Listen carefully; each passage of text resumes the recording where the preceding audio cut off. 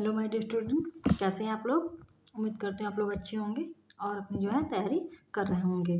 ठीक है, तो जुड़े रहिएगा इस चैनल से, क्योंकि आपको छोटी छोटी चीज़ें और बेसिक कॉन्सेप्ट से लेके अच्छी मतलब जो है स्पेसिफिक कॉन्सेप्ट तक की पहुंचाया जाता है, बताया जाता है आपको। तो इस चैनल से जुड़िएगा।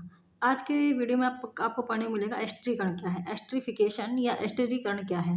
एस्ट्रीफिकेशन के नाम से ही समझ में आ रहा है कि जहाँ पे एस्टर का निर्माण होता हो, एस्टर का निर्माण होता है, उसे हम क्या बोल देते हैं, एस्ट्रीकरण। ठीक है, तो कैसे होता है, क्या इसके रिएक्शंस है क्या नहीं है। तो आप करते क्या हो, जैसे कि दिया गया है, जब हम कौन सा अम्ल लेना है, कार्बोक्सिलिक अम्ल लेना है। जब कार्बोक्सिलिक अम्ल को अल्कोहल के साथ क्रिया कराते हैं, वो भी सांद्र अम्ल की उपस्थिति में, कौन सा सांद्र रहेगा, सल्फ्यूरिक अम्ल रहेगा।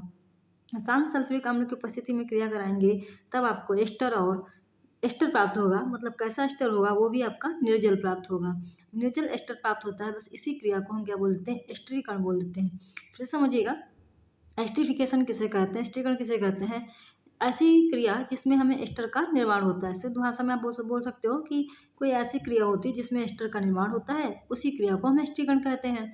That's a easy language. फिर आपको क्या बोलना है कि एस्टरीकरण कैसे बनता है। कोई क्वेश्चन आगे पूछेगा जिससे बारे में पूछ दिया कि आखिर कैसे बनता है ये एस्टर, तो आप बोलोगे जो एस्टर बनता है वो कोई भी अम्ल ले लो, वो भी कैसा लेना है, कार्बोक्सिलिक अम्ल लेना है।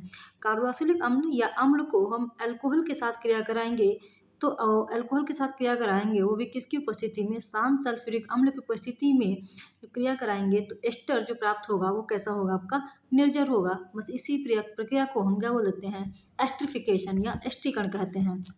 तो कैसे करते हैं, आपको कार्बोक्सिलिक अम्ल का फार्मूला पता होगा। ठीक है, अब कार्बोक्सिलिक अम्ल उसे बोल देते हैं जहाँ पे इसका जो कार्बोक्सिलिक अम्ल होता है RCOOH, ये आपका होता है कार्बोक्सिलिक समूह, जिसका जो कार्बो क्या बोलते हैं, जो क्रियात्मक समूह होता है, ये आपका होता है कार्बोक्सिलिक का RCOO। आप डबल ओ कभी नहीं बोलेंगे, केमिस्ट्री में डबल ओ कभी नहीं बोला जाता है। तो RCOOH इसे बोलेंगे कार्बोक्सिलिक समूह। इसकी क्रिया हमें किससे करानी है, अल्कोहल के साथ करानी है। मीन्स अल्कोहल का ये क्रियात्मक समूह होता है ROH। ROH डैश नहीं बोलते, ये बॉन्ड है आपका, ज़्यादा बोल सकते हो R बॉन्ड OH, ROH। ठीक है, इससे जब क्रिया कराएंगे तब एस्टर का निर्माण होगा। तो यहाँ पे जो कार्बोक्सिलिक अम्ल लेंगे, जो अम्ल लेंगे वो कैसा होगा, एसिटिक अम्ल होगा। कैसा होगा आपका, एसिटिक अम्ल होगा। अब एसिटिक अम्ल को जब हम एथिल अल्कोहल के साथ क्रिया कराएंगे, एसिटिक अम्ल को जब हम क्या करेंगे, एथिल अल्कोहल के साथ क्रिया कराएंगे, तब आपका प्राप्त होगा क्या, एस्टर। क्या प्राप्त होगा, एस्टर। बस इसी प्रक्रिया को हम बोल देंगे एस्ट्रीफिकेशन या एस्ट्रीकरण। तो चलो करते हैं, कैसे करते हैं ये बताएंगे। जैसे कि आपने लिया कार्बोक्सिलिक एसिड में, क्या लिया आपने, एसिटिक एसिड। हमेशा क्रियात्मक समूह को आप बॉन्ड में बनाओगे तो ज़्यादा सही रहता है, जिससे आपको समझ में चीज़ें आएंगी। एसिटिक एसिड प्लस आपने ले लिया क्या, एसिटिक एसिड के साथ आपने ले लिया एथिल अल्कोहल C2H5OH। क्या ले लिया, C2H5OH। उपस्थिति हमेशा क्या करते हैं, एरो के ऊपर रखते हैं। कैसा लेना आपको, कंसनट्रेट H2SO4 सल्फ्यूरिक अम्ल। ठीक है, सल्फ्यूरिक अम्ल के साथ क्रिया करानी है, तो इसको तोड़ेंगे कैसे। अगर तुमने इसमें क्या वैलेंसी के साथ अगर तोड़ना, ब्रेक डाउन करना सीख गया, तो दुनिया की कोई रिएक्शन ऐसी नहीं जो आपके लिए कठिन हो। ठीक है, तो क्या करेंगे, हमेशा ओ, मैंने भी बताया कि आपको पता भी होगा कि ओ के साथ अगर कोई भी जाता है तो हमेशा वो अपने आप को मतलब जो है निगेटिव फील करने लग जाता है कि मेरे पास अब जो है बॉन्ड की कमी हो गई है। और जो कभी भी इलेक्ट्रॉन की कमी होती है, मतलब इलेक्ट्रॉन ग्रहण करने की कोशिश करता है, इलेक्ट्रॉन को लेना रहता है, तो हमेशा उसके पास कैसा आएगा, माइनस का चार्ज आता है। एच क्या करता है, हमेशा प्लस दिखाता, भले ही वो साझा करता हो, लेकिन एच हमेशा प्लस ही दिखाता है। अब यहाँ पे देखिएगा, अब ये OH है, OH, अब O भी हमेशा यहाँ से हट रहा है, यहाँ से हट जाने के बाद इसके पास भी बंद के, क्योंकि O जो रहता है उसको 2 इलेक्ट्रॉन चाहिए होते हैं, क्योंकि इसके बाह्य कोश में कितने इलेक्ट्रॉन होते हैं, 2 होते हैं।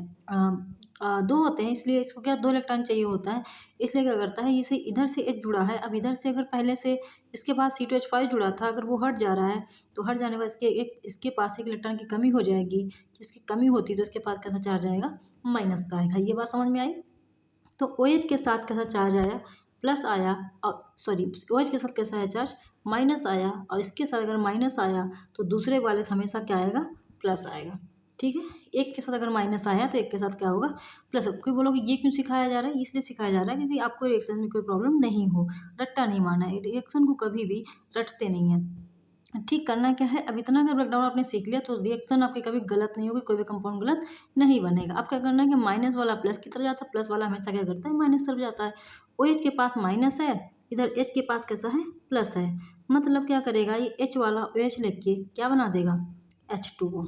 निर्जल मतलब क्या, जल निकल जाता है। ठीक है, H2O निकल गया। अब बचा क्या, CH3COO, इसके साथ ये माइनस था, इसके साथ क्या चला जाएगा, प्लस वाला, मतलब C2H5। तो आपको बस वैसे उठा के इसको साथ में क्या कर देना है, जोड़ देना है। मीन्स CH3COO, ठीक इतना था आपके पास, इतना जितना था मैंने लिख दिया। CH3COO, इसके साथ में क्या जुड़ जाएगा, C2H5, क्या जुड़ जाएगा, C2H5। इसे ही हम क्या बोल देते हैं, एस्टर, या इसी का नाम बोल देते हैं हम, जो इसका IPC नेम होता है उसे बोल देते हैं, नहीं सॉरी, जो जनरल नाम होता है इसका क्या होता है, एथिल एसीटेट, एथिल एसीटेट। तो इसी रिएक्शंस को आप कैसे लिखोगे, समझने के लिए बॉन्डिंग थी। अब अगर समझ गए होगे फिर से समझ लो कि acetic acid CH3COO minus COO minus H plus, इसको ब्रेक डाउन किया, एथिल अल्कोहल को C2H5 OH माइनस, माइनस वाला प्लस लेगा, मतलब OH माइनस है वो H लेके H2O बना देगा। अब वही जो माइनस था वो प्लस लेके, मतलब CH3COO माइनस, ये क्या ले लेगा, C2H5 ले लेगा और बना देगा क्या, CH3COO C2H5, मतलब एस्टर। तो यही आप रिएक्शन ऐसे लिख सकते थे, CH3COOH plus C2H5OH gives then concentrate H2SO4 in the presence of, तब बना देंगे आप CH3COO C2H5 प्लस क्या बना देंगे, H2O, इसी का नाम क्या हो जाएगा, एथिल एसीटेट। कोई भी एसीटेट बना सकते हो, जरूर नहीं यही बनाओ, फेनोएसीटेट बना सकते हो, मतलब यहाँ पे जो पूछा गया उसकी मैं बात कर रही हूँ। तो ऐसे आप कह सकते हो कि एस्ट्रोफिकेशन जो बोलते हैं उसका क्रियात्मक समूह क्या होता है, तो आप बना सकते थे RCOOR, ये होता है क्या, उसका क्रियात्मक समूह। समझ लीजिए फिर से, जब कार्बोक्सिलिक अम्ल को अल्कोहल के साथ क्रिया कराते हैं सल्फ्यूरिक अम्ल की उपस्थिति में, तब हमें निर्जल एस्टर प्राप्त होता है। इस क्रिया को हम एस्टरिफिकेशन या एस्टीकरण कहते हैं। फिर मैंने क्या लिया, एसिटिक एसिड और एथिल अल्कोहल को सल्फ्यूरिक अम्ल की उपस्थिति में क्रिया कराई तो हमें एस्टर मतलब एथिल एसीटेट प्राप्त हुआ। अब यही प्रक्रिया हमें क्या कहलाएगी, एस्टरिफिकेशन, एस्ट्रीकरण। ठीक है, बात समझ में आई।